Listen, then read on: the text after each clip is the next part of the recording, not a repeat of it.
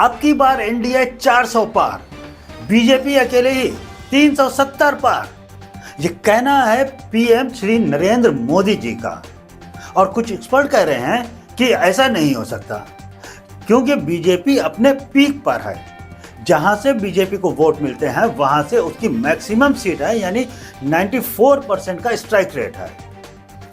पर सच्चाई यही है कि ऐसा होकर ही रहेगा।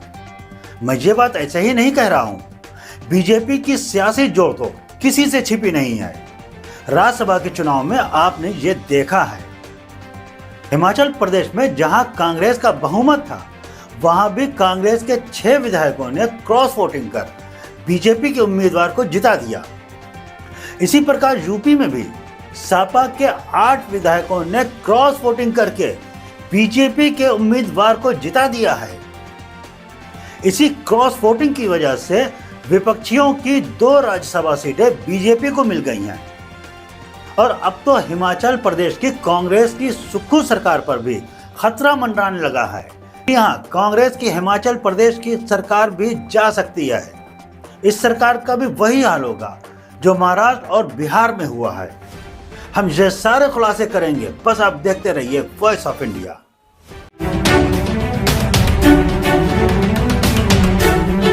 वॉइस ऑफ इंडिया, सबसे तेज, सबसे सटीक। और अगर आपने अभी तक मेरा चैनल सब्सक्राइब नहीं किया है तो प्लीज इसे सब्सक्राइब कर लीजिए। जय हिंद दर्शकों, वीडियो जर्नलिस्ट मुशीरुल्लाह के साथ मैं उस्तादुल्लाह और आप देख रहे हैं voice of India. Himachal Pradesh में कांग्रेस की सुक्खू सरकार पर कितना बड़ा खतरा है ये हम बताएंगे। पर राज्यसभा चुनाव के नतीजों से ये स्पष्ट हो गया है कि बीजेपी की सियासी जोड़तोड़ का कोई मुकाबला नहीं कर सकता।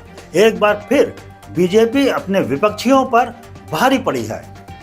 लोकसभा चुनाव से पहले 15 सीटों पर राज्यसभा चुनाव को कांग्रेस और इंडिया गठबंधन के लिए टेस्ट के रूप में देखा जा रहा था। हिमाचल प्रदेश, कर्नाटक और उत्तर प्रदेश की 15 राज्यसभा सीटों के लिए मंगलवार को हुए चुनाव के नतीजे कांग्रेस के मन मुताबिक बिल्कुल भी नहीं आए हैं। कांग्रेस क्या, इंडिया गठबंधन के मन मुताबिक बिल्कुल भी नहीं आए हैं। कांग्रेस के लिए सबसे चौंकाने वाले नतीजे हिमाचल प्रदेश से रहे हैं, जहां संख्या बल होने के बावजूद भी कांग्रेस के उम्मीदवार हार गए हैं। इसमें भी कांग्रेस को हार मिली है, जबकि बहुमत कांग्रेस के पास था। इसी हार के कारण हिमाचल प्रदेश में आने वाले दिनों में कांग्रेस सरकार पर भी बड़ा खतरा मंडराने लगा है। हिमाचल प्रदेश में कांग्रेस सरकार है। कांग्रेस के पास 40 विधायक हैं, बीजेपी के पास 25 विधायक हैं, 3 विधायक निर्दलीय हैं, यानी कुल 68 विधायक हैं। कांग्रेस की तरफ से उम्मीदवार अभिषेक मनु सिंघवी थे और बीजेपी की तरफ से उम्मीदवार हर्ष महाजन थे। हर्ष महाजन 2022 में कांग्रेस छोड़कर बीजेपी में शामिल हो गए थे। मंगलवार सुबह जब राज्यसभा चुनाव के लिए वोटिंग शुरू नहीं हुई थी, तब सीएम सुखविंदर सिंह सुक्खू मीडिया के सामने आए और बोलने लगे कि अगर कोई बिका नहीं तो 40 के 40 विधायक हमारे साथ हैं और हमारी जीत पक्की है। यानी इनको विधायकों के बिकने का अंदेशा पहले ही हो चुका था। हिमाचल सरकार में मंत्री विक्रमादित्य सिंह और वरिष्ठ नेता प्रतिभा सिंह ने भी वोटिंग से पहले ही आकर क्रॉस वोटिंग की आशंकाओं पर बात की थी। इससे साफ था कि कांग्रेस को पता था कि यहाँ पर क्रॉस वोटिंग हो सकती है और कांग्रेस ने प्रबंध भी किए होंगे, लेकिन वो नाकाम हो गई। इन तीनों नेताओं के बयान से टीवी चैनलों पर चल रही क्रॉस वोटिंग की खबरों को और भी बल मिल गया। चुनाव के नतीजों ने क्रॉस वोटिंग की अटकलों को बिल्कुल सही साबित कर दिया। हिमाचल प्रदेश में जब वोटिंग हुई तो कांग्रेस के 40 विधायकों में से 34 ने ही सिंघवी के पक्ष में वोट डाले। बीजेपी के उम्मीदवार हर्ष महाजन को कुल 34 वोट मिले, यानी बीजेपी के तो 25 वोट थे ही। इसके अलावा निर्दलीय विधायकों के और 6 कांग्रेस विधायकों ने भी बीजेपी के उम्मीदवार को ही वोट डाल दिए। 25 विधायकों वाली बीजेपी हिमाचल में 34 वोट पाने में सफल रही। कांग्रेस और बीजेपी दोनों उम्मीदवारों के पास 34-34 वोट थे। ऐसे में नतीजे का फैसला लॉटरी के जरिए हुआ, यानी अब वहां पर 34-34 विधायक दोनों पार्टियों के पास हैं, जबकि हिमाचल प्रदेश में बहुमत के लिए 35 विधायक चाहिए। हिमाचल प्रदेश में जिन विधायकों ने क्रॉस वोटिंग की, उनके बारे में सिंघवी ने कहा कि ये लोग रात तक हमारे साथ बैठकर खाना खा रहे थे और सुबह 2 लोगों ने मेरे साथ नाश्ता भी किया है। ऐसे में ये बात सामने आती है कि हम लोगों के चरित्र को पहचानने के मामले में कितने खराब हैं कि जो आदमी सुबह तक हमारे साथ है वो शाम को दूसरे के पास चला जाता है। मंगलवार को दिन में सुक्खू ने दावा किया था कि सीआरपीएफ और हरियाणा पुलिस कांग्रेस के 6 विधायकों को उठा ले गई है।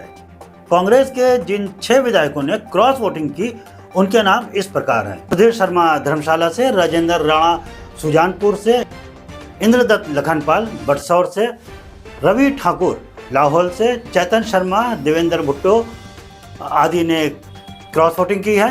कांग्रेस ने आरोप लगाया है कि पार्टी के विधायकों को किडनैप किया गया था। बीजेपी ने ऐसे आरोपों को खारिज किया है और कहा है कि वे अपनी मर्जी से सरकार के खिलाफ गए हैं और हमारे उम्मीदवार को वोट किया है। सीएम सुक्खू ने राज्यसभा में हुई वोटिंग के बाद कहा है कि जब किसी ने अपना ईमान ही बेच दिया तो उस पर क्या कहना। जो विधायक कांग्रेस के चुनाव चिन्ह पर चुनकर आए थे, वे बीजेपी को अपने क्षेत्र में हरा कर आए थे और आज वो बीजेपी के साथ खड़े हो गए हैं।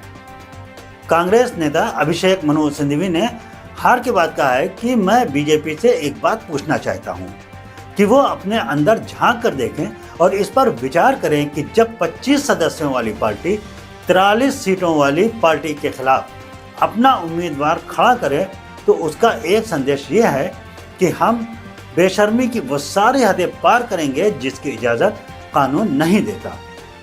राज्यसभा में मिली हार के बाद कांग्रेस सरकार पर संकट मंडराने लगा है। बीजेपी विधायक दल के नेता जयराम ठाकुर राज्यपाल शिव प्रताप शुक्ला से राजभवन में बुधवार सुबह मिले थे।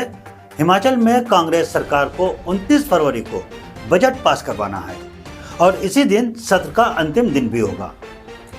जयराम ठाकुर ने कहा है कि अगले 2 दिन में कांग्रेस सरकार के खिलाफ वे अविश्वास प्रस्ताव लाएंगे क्योंकि कांग्रेस के पास अब संख्या बल नहीं है। हिमाचल सीएम सुक्खू से जब इस बारे में पूछा गया तो वो बोले, अभी तो सत्र चल रहा है। राज्यसभा में जो भी हुआ, जिन लोगों ने किया, उनसे उनके परिवार वाले खुद पूछ रहे हैं कि उन्होंने ऐसा क्यों किया। हो सकता है कि उन लोगों की अब घर वापसी हो जाए, यानी वो हमारी पार्टी में दोबारा वापस आ जाए और हमारे ही पार्टी को समर्थन दें। हिमाचल में कांग्रेस सरकार पर संकट कई चीज़ों पर निर्भर करता है। अगर कांग्रेस क्रॉस वोटिंग करने वालों पर एक्शन लेती है तो विधानसभा में संख्या 68 से घटकर 62 हो जाएगी अगर 6 विधायक निकाल दिए जाते हैं तो, और ऐसी स्थिति में बहुमत का आंकड़ा भी घटकर 32 हो जाएगा। अगर कांग्रेस के बाकी विधायक पाला न बदलें या फिर कांग्रेस के जो विधायक क्रॉस वोटिंग करके दूसरी पार्टी में चले गए थे, अगर वो अपनी पार्टी के साथ वापस आ जाते हैं तो भी कांग्रेस पार्टी को किसी तरह का कोई खतरा नहीं होगा और कांग्रेस अपनी सरकार बचाने में कामयाब हो जाएगी। उत्तर प्रदेश में भी राज्यसभा की 10 सीटों के लिए चुनाव हुआ था। इसमें से 7 सीटों पर बीजेपी की जीत एकदम पक्की मानी जा रही थी और 3 सीटों पर सपा की जीत भी बिल्कुल पक्की थी। मगर जैसे ही मंगलवार को सुबह वोटिंग की शुरुआत हुई तो सपा विधायक के पाला बदलने की खबरें छन छन कर आनी शुरू हो गई थी। वोटिंग के नतीजे आने से पहले ही अखिलेश यादव मीडिया के सामने आए और उन्होंने कहा कि जहां तक यूपी का सवाल है तो राज्यसभा चुनाव में बीजेपी ने वोट लेने के लिए सब कुछ किया। उन लोगों में साहस नहीं रहा होगा कि सरकार के खिलाफ खड़े हो सकें। जो लोग गए हैं उन पर कार्रवाई जरूर होगी। बहुत कम लोग ऐसे होते हैं जो हिम्मत करके सरकार के खिलाफ खड़े हों और सरकार का सामना कर सकें। अखिलेश के बयान और मीडिया में क्रॉस वोटिंग की चल रही खबरें नतीजे आने के बाद बिल्कुल सही साबित होती हैं। यूपी में राज्यसभा से बीजेपी के 8 और सपा के 2 सांसद चुने गए हैं।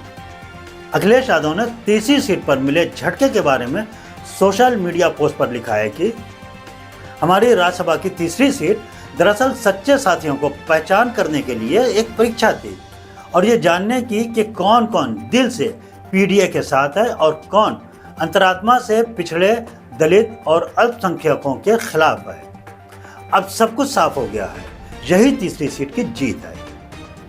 इंडियन एक्सप्रेस की रिपोर्ट के मुताबिक कहा जा रहा है कि सपा के जिन विधायकों ने क्रॉस वोटिंग की है उनके नाम इस प्रकार हैं: मनोज पांडे, राकेश प्रताप, अभय सिंह, राकेश पांडे, पूजा पाल, विनोद चतुर्वेदी और आशुतोष मौर्य।